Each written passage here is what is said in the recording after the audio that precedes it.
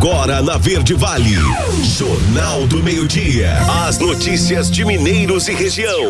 Jornal do Meio-Dia, Verde Vale. 12:17. Olá, ótima tarde para você. Estamos começando pela Verde Vale FM, uma emissora do Sistema Verde Vale de Comunicação, mais uma edição do Jornal do Meio-Dia. Hoje é quinta-feira, 12 de maio de 2022. Redação e apresentação Wesley Pereira e Daliana Oliveira. Vamos aos destaques dessa quinta-feira. Unifimes realiza primeiro simpósio silagem de milho de alta qualidade em Mineiros. Vice-presidente do MDB estadual Manuel Feitosa visita Mineiros nesta quinta-feira. Estado paga dívida de 76 milhões de reais do antigo programa Bolsa Universitária. Estado publica livros que usam como tema a cultura goiana para apoiar a alfabetização de alunos em escolas públicas. Enem 2022 já tem 1 milhão de inscritos somente no primeiro dia. Mega Sena, ninguém acerta 6 dezenas e prêmio vai a 35 milhões de reais. Ministério da Saúde pretende acabar com casos de malária no Brasil até 2035. Os detalhes destas e outras notícias você vai conferir a partir de agora aqui no Jornal do Meio-Dia. Jornal do Meio-Dia. A notícia como ela é. Uma ótima tarde para você, sejam todos bem-vindos à edição desta quinta-feira do Jornal do Meio-Dia. O ministro da Educação, Victor Godoy Veiga, anunciou por seu perfil oficial no Twitter que o primeiro dia de inscrições do Enem 2022 alcançou a marca de 1 milhão de inscritos. Aqueles que desejam participar da prova têm até o dia 21 deste mês para realizar a inscrição. Caso o ritmo seja mantido, é previsto que o número de inscrições ultrapasse o ano passado, quando 3,1 milhões de participantes se inscreveram, com o menor número registrado desde 2005. O interessado em prestar o Enem 2022 deve acessar a página do participante. No momento da inscrição, o candidato escolhe se quer fazer a prova de língua estrangeira em inglês ou espanhol.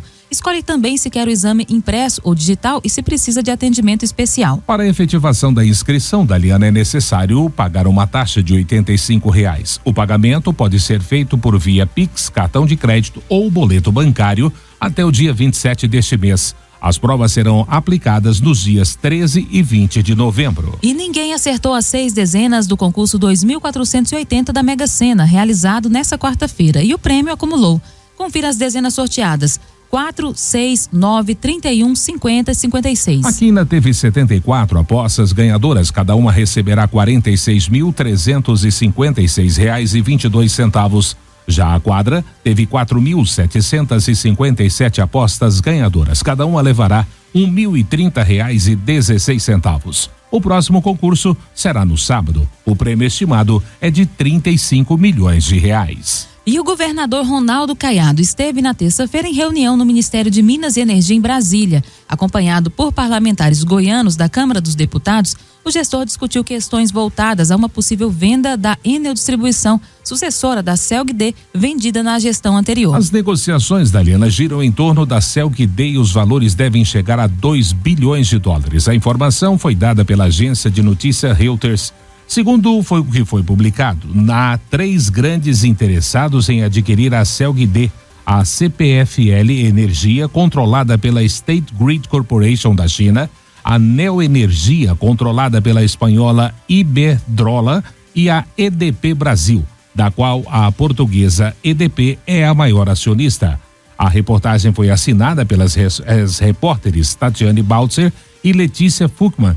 Aponta também que a conversa com as brasileiras Energisa e Equatorial Energia. Na avaliação de especialistas do setor, esse movimento de venda da Enel tem como base os ganhos econômicos e desprezo pelos impactos sociais ou na qualidade do fornecimento de energia, serviço considerado essencial para a sociedade. O chefe do executivo estadual reiterou os questionamentos quanto às negociações empreendidas pela companhia italiana para a venda da antiga CELG-D. Apontamentos esses já apresentados ao ex-ministro de Minas e Energia, Bento Albuquerque. O governador defendeu a participação do Estado no processo de transferência de controle, com o intuito de dar mais transparência e não perder de vista a atenção às carências do setor em Goiás. Jornal do Meio-Dia. 12:22, vamos conferir o boletim da Polícia Rodoviária Federal das últimas 24 horas nas rodovias federais que cortam o estado de Goiás. Quem traz os detalhes é o inspetor Nilton Moraes. Boa tarde aos ouvintes da Verde Vale, especialmente ao Jornal do Meio-Dia. Nas últimas 24 horas, a Polícia Rodoviária Federal registrou 2 acidentes que deixaram 2 pessoas feridas nas rodovias que cortam o estado de Goiás. 728 motoristas foram pegos em flagrantes em infrações de trânsito. Mais uma vez, destaque para as ultrapassagens proibidas e para a não utilização do cinto de segurança. Ao todo, 1.149 veículos foram fiscalizados e 100.322 pessoas que transitaram pelas rodovias que cortam o estado de Goiás. 5 pessoas foram detidas por crimes diversos. Inspetor Nilton Moraes, da Polícia Rodoviária Federal em Goiás, para o Jornal do Meio-Dia. E no esporte, o Corinthians venceu mais uma. Na noite dessa quarta-feira, o Timão entrou em campo com o time reserva para enfrentar a Portuguesa do Rio de Janeiro. O time de Vitor Pereira não fez feio, ganhou por 2-0 e avançou às oitavas da Copa do Brasil. Logo aos 8 minutos, gol de estreante. Júnior Moraes apareceu bem na área e marcou o primeiro gol do time paulista na Neoquímica Arena. Aos 32 minutos, o Corinthians marcou o segundo com Giuliano. Na segunda etapa, o Corinthians diminuiu o ritmo e apenas passou a administrar a vantagem na partida. Com 3-1 no agregado após o empate do jogo de ida, os paulistas seguraram o resultado até o fim do jogo e garantiram a vaga nas oitavas de final da competição nacional. Agora o Corinthians volta a campo no fim de semana. Vai defender a liderança do Brasileirão diante do Internacional no Beira-Rio no sábado. E o Palmeiras confirmou ontem a classificação às oitavas de final da Copa do Brasil, ao vencer a Juazeirense por 2-1 no Estádio do Café, em Londrina, pela volta da terceira fase. No jogo de ida, o Verdão já havia vencido pelo mesmo placar. Danilo, convocado pela seleção brasileira nesta quarta-feira, abriu o marcador para o Verdão. Depois, Nildo empatou. Na reta final, Rafael Veiga, de pênalti, fez o gol da vitória e viu a galera explodir na arquibancada com xingamentos a Tite, o técnico da seleção que não o convocou para a seleção brasileira. O adversário do Palmeiras nas oitavas de final será definido em sorteio depois que todas as 16 equipes classificadas estiverem definidas. E no agronegócio, o governo de Mato Grosso do Sul obteve o compromisso da Petrobras de que será lançado ainda nesse semestre novo edital de licitação para a venda da unidade de fertilizantes nitrogenados de Três Lagoas. O governador sul-mato-grossense Reinaldo Azambuja garantiu que a Petrobras assumiu o compromisso de publicar um novo edital ainda nesse semestre. O presidente da Petrobras garantiu celeridade neste processo porque ele entende a importância do FN3 no cenário nacional da produção de fertilizantes. Segundo o governador, vários players estão interessados na compra da unidade e inclusive alguns já o procuraram para saber da manutenção dos incentivos fiscais para a ativação da indústria. Se o edital for de fato antecipado, a expectativa do governo estadual é de que a venda da companhia possa ser fechada ainda nesse ano, para que as obras sejam retomadas e a produção tenha início até 2024. A pasta também informou que na reunião o governo de Mato Grosso do Sul sugeriu que o edital de venda da fábrica determine que o comprador utilize o gás natural liquefeito da Petrobras como matéria-prima para a produção de fertilizantes nitrogenados. Jornal do Meio-Dia. Agora, na Verde Vale, os comentários de Alexandre Garcia. Bom dia. A partir de hoje, está mais baixo o imposto de importação de aço para a indústria da construção civil. É uma demanda da indústria da construção civil para baratear num momento de inflação até provocada pela grande demanda de aço, né, e a oferta insuficiente. Então, baixa de 10,8% para 4%. Está zerado também para atender ao agro a importação de ácido sulfúrico, que é um insumo para a produção de fertilizantes, e um fungicida muito importante. E zerado. O milho em grão, fora a semente. Milho em grão, que, que serve para ração, né? Ração de aves e de suínos, principalmente, né? E na produção de leite também. E a farinha de trigo, que é para o nosso pão, biscoitos e bolachas, E carnes, a carne desossada, bovina, e pedaços, frango, asa, peito, coxa, por exemplo. É a pressão da inflação e aí abrir mais o mercado para ver a oferta, né, de, por exemplo, grandes redes de supermercados poderem comprar no exterior a preço mais acessível. E a concorrência tende a fazer baixar os preços. Bom, uma outra questão é a troca de ministério, né? Troca de ministro. Ministério de Minas e Energia. Parece que o ministro Bento Albuquerque não conseguiu um diálogo que explicasse a direção da Petrobras, ao conselho da Petrobras, que não é bom aumentar tanto o diesel, né? Embora a Petrobras tenha que atender a seus acionistas. O principal acionista é o povo brasileiro.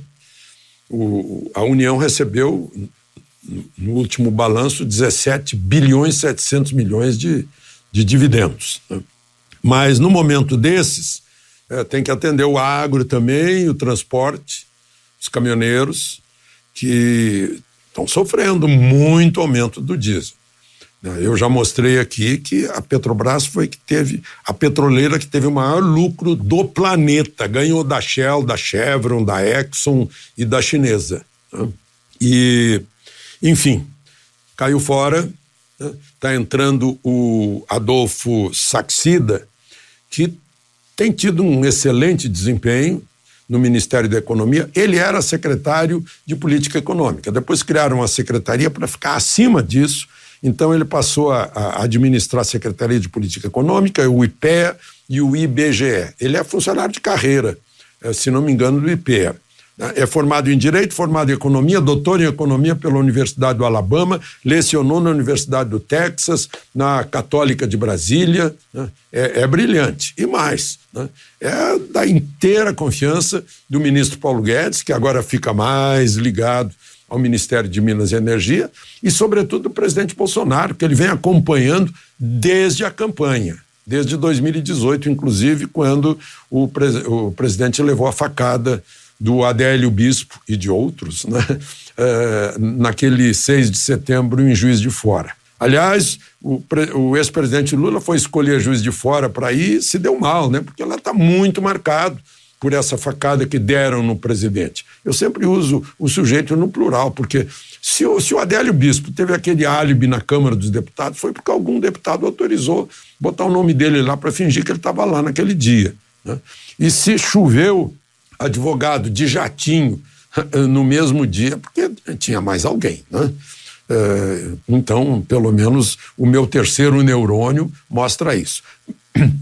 Mas ele foi lá em Juiz de Fora e o povo saiu para a rua para dar um fora Lula, né? Encheu as ruas com bandeiras brasileiras e tal, né? Porque está muito marcado isso. Lá no estádio em que ele fez um comício, foi muito pouca gente, né? É porque tá vigorando aquela história do eu vim de graça, né? Quem não ia de graça não vai mais agora, né? Então, enfim, foi uma má escolha do candidato Lula. Contagem foi assim também, estavam centenas de cadeiras vazias na frente do palco onde ele estava. Mas faz parte, né, do ano eleitoral tudo isso, um ano cheio de emoções. De Brasília, Alexandre Garcia. Você ouviu os comentários de Alexandre Garcia. Oferecimento. O Centro de Diagnósticos de Mineiros tem realizado grandes investimentos em modernização, garantindo alta tecnologia em imagem, com equipamentos de última geração para sua maior segurança e tranquilidade. Corpo clínico altamente especializado. No Centro de Diagnósticos, você conta com tomografia computadorizada, ressonância magnética de alto campo, mamografia 100% digital, densitometria óssea e Doppler fluxometria. Centro de Diagnósticos de Mineiros, sempre prezando excelência em atendimento e qualidade técnica. Agende seu horário 64-3661-1799 ou pelo WhatsApp 64-99951-9680. Acesse o nosso site www.cdmineiros.com.br. 12:32, primeiro intervalo do Jornal do Meio-Dia desta quinta-feira, e já vamos destacar para você. Unifimes realiza o primeiro simpósio Silagem de Milho Alta Qualidade em Mineiros. Vice-presidente do MDB estadual Manuel Feitosa visita Mineiros nesta quinta-feira. Estado paga dívida de 76 milhões de reais do antigo programa Bolsa Universitária. Os detalhes destas e outras notícias você vai conferir já aqui no Jornal do Meio-Dia. Jornal do Meio-Dia. 12:36, já estamos de volta com o Jornal do Meio-Dia. E até 2035, o Brasil quer zerar os casos da malária. A medida que deve ser implantada faz parte do Plano de Eliminação da Malária no Brasil, publicado hoje na capital Brasília. O objetivo é registrar menos de 14 mil casos até 2030 e não haver mais óbitos pela doença no mesmo ano. De acordo com dados do Ministério da Saúde, em 2020 houve mais de 145 mil casos de malária em todo o país, sendo quase 100% registrados na região amazônica. O plano contará com 4 etapas para eliminar a doença. O órgão quer ainda ampliar o projeto Apoiadores Municipais para a Prevenção, Controle e Eliminação da Malária no Acre, Amapá, Amazonas, Mato Grosso, Pará, Rondônia e Roraima. A OMS pretende, por meio dos planos coordenados, reduzir a doença em até 90% até 2030 em todo o planeta. Além disso, evitar a reinfecção dos países considerados livres da doença. A malária é considerada um problema de saúde pública no mundo todo. Segundo dados da OMS, em 2019, cerca de 229 milhões de casos novos foram registrados, com cerca de 410 mil óbitos. No Brasil, houve a redução de cerca de 10% do ano de 2019 para 2020. E o Instituto Federal de Goiás, o IFG, está com inscrições abertas para 120 vagas em cursos técnicos nas áreas de eletrotécnica e agrimensura para o campus de Goiânia, Itumbiara e Jataí. Os interessados devem se inscrever até o dia 22 de junho na página do Centro de Seleção do IFG. Os cursos profissionalizantes são gratuitos e destinados a jovens e adultos que já concluíram o ensino médio. A duração é de 2 anos e as aulas ocorrem no período noturno.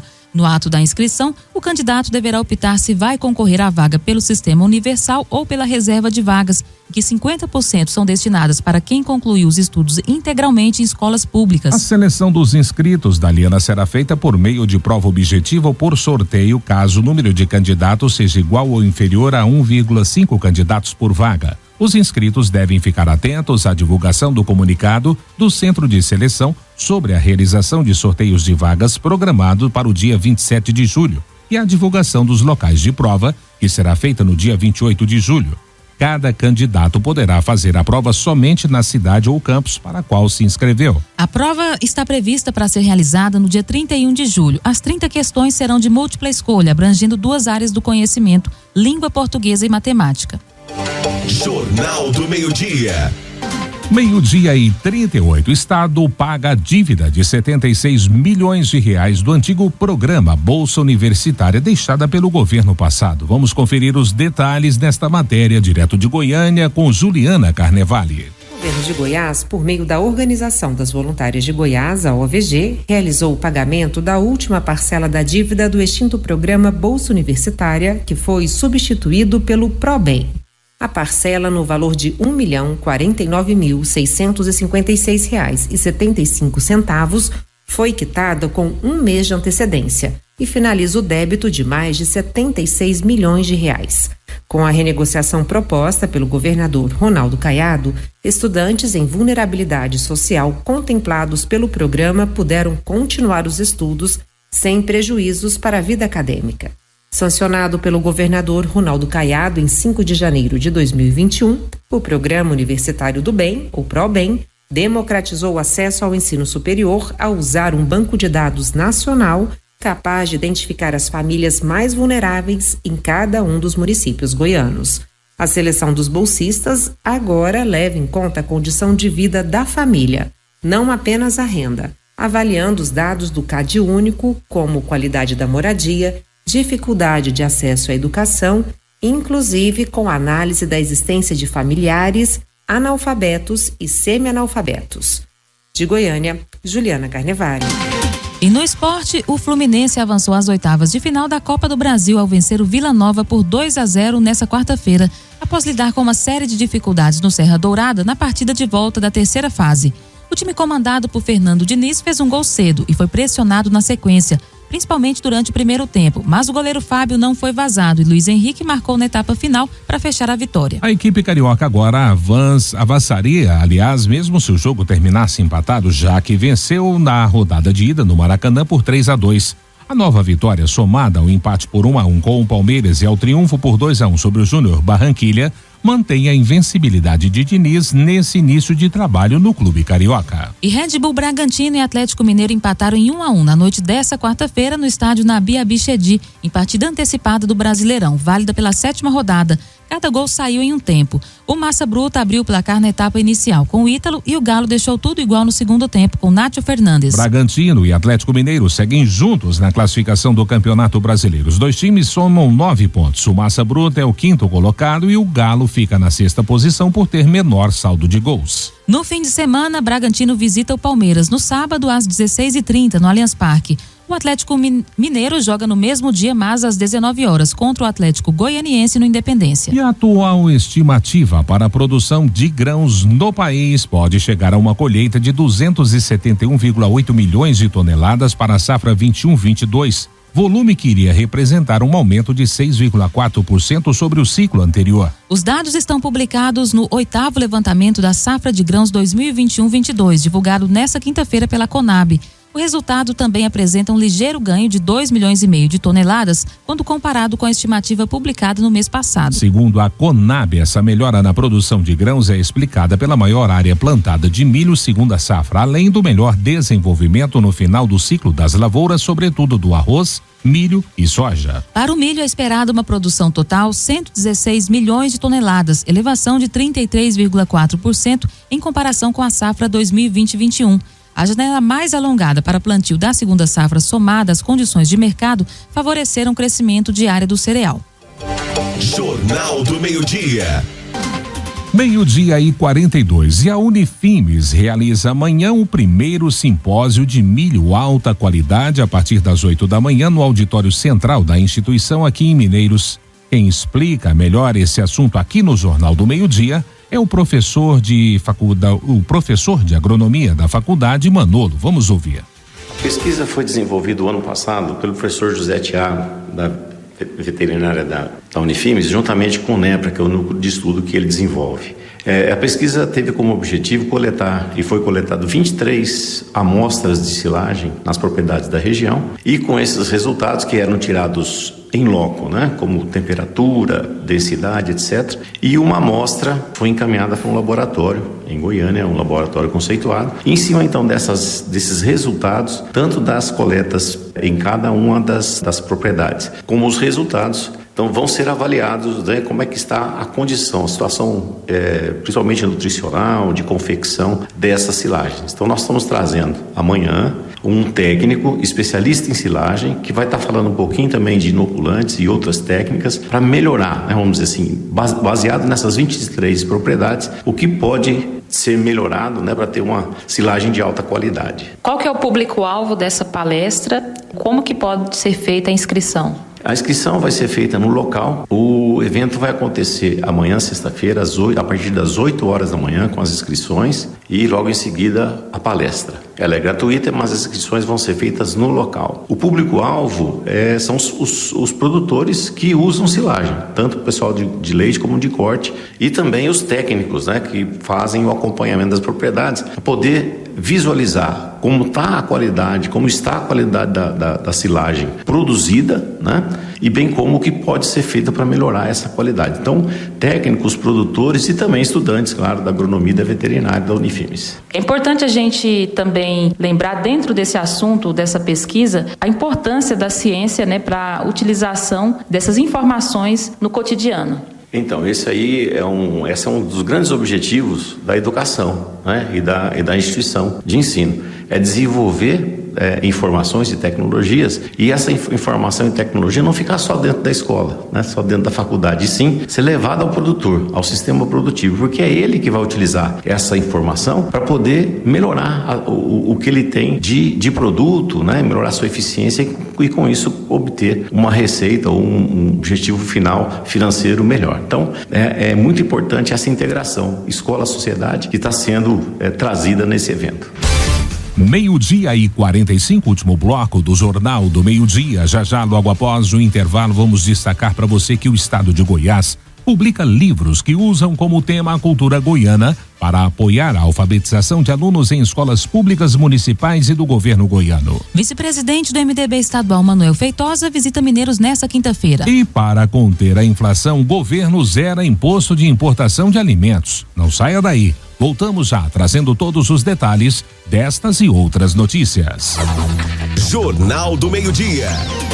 12:48, já de volta com o Jornal do Meio-Dia, aqui pela Verde Vale FM, uma emissora do Sistema Verde Vale de Comunicação.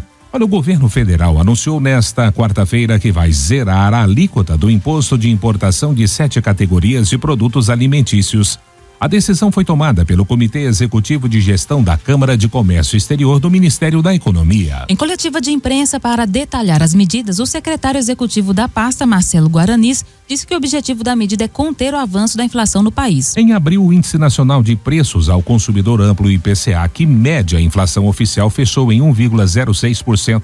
Foi o índice mais alto para o mês de abril desde 1996. Segundo o Instituto Brasileiro de Geografia e Estatística, IBGE, que calcula o IPCA, a inflação acumulada em 12 meses está em 12,13%. Segundo a secretária da Câmara de Comércio Exterior, Ana Paula Repesa, a redução de impostos entram em vigor a partir de amanhã e valem até o dia 31 de dezembro desse ano. O Ministério da Economia informou que o impacto com a renúncia tributária pode chegar a 700 milhões de reais até o final do ano. Não há necessidade de compensação fiscal por se tratar de um imposto regulatório e não arrecadatório. Jornal do Meio-Dia. E o Estado publica livros que usam como tema a cultura goiana para apoiar a alfabetização de alunos em escolas públicas municipais e do Estado de Goiás. A matéria é com Stephanie Araújo. Os livros criados pelos professores da rede pública de ensino foram confeccionados pelo governo de Goiás e serão entregues para 170 mil estudantes do primeiro e segundo ano do ensino fundamental, das escolas municipais e estaduais de todos os municípios goianos. O foco desse programa é alfabetizar todas as crianças goianas até o segundo ano do ensino fundamental. Então o programa, ele traz material didático, ele traz formação, ele traz avaliação de fluência, aquela avaliação leitora, ele traz avaliação do processo de alfabetização também, ele traz formação dos professores com base nesse material. Então o material é mais um eixo do programa. O material complementar foi criado para apoiar a alfabetização em sala de aula de forma lúdica e contextual, usando como tema a cultura goiana. Nós usamos escritores goianos, cantores goianos, receita da nossa culinária goiana, então poesias de pessoas que moram em Goiânia, artistas, né, de Goiânia, de Goiás. Então, nós nesse material trouxemos tudo aquilo que o nosso estado tem de cultura, né, tem de belezas, mostra a cidade de Goiás, a cidade da Cora. E além do material didático para os alunos, os professores também serão orientados por meio do programa Alfa Mais Goiás. Nesse livro do professor, ele vai ter contribuições, né? Claro que a gente respeita a autonomia do professor, mas no livro do professor traz contribuições de como trabalhar melhor esse material, né? Reflexões, propostas de outras atividades, de como explorar o material. Stephanie Araújo, da Agência Brasil Central.